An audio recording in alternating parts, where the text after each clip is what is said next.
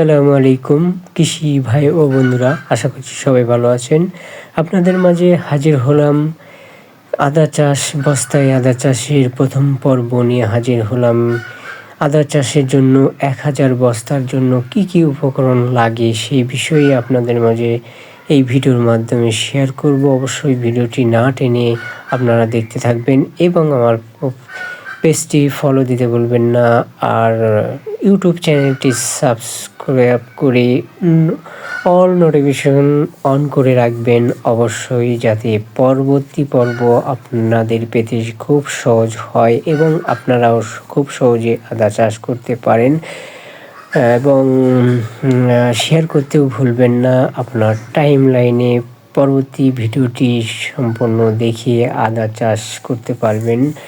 এখানে কোনো গোপনীয়ত করা হবে না। এই ভিডিও সকল পর্বে একবারে খুঁটিনাটি সকল পর্বের মাধ্যমেই আপনাদের সকল বিষয় আপনাদের মাঝে শেয়ার করব। সেই জন্যই আপনাদের মাঝে ভিডিওটি মূলত নিয়ে আসা।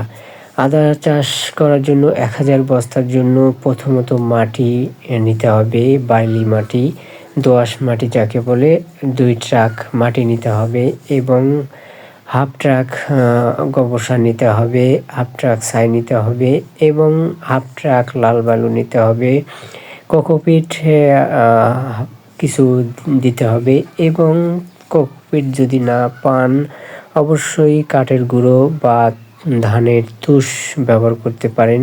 এতে কি হবে, মাটিটা উর্বরতা থাকবে এবং আদা ফলন বৃদ্ধি পাবে। পরবর্তী ভিডিওতেই জানাবো আপনাদের মাটি প্রস্তুত কিভাবে করতে হবে সে সম্পর্কে এবং সার প্রয়োগ। সবাই ভালো থাকবেন। আল্লাহ হাফেজ। আসসালামু আলাইকুম।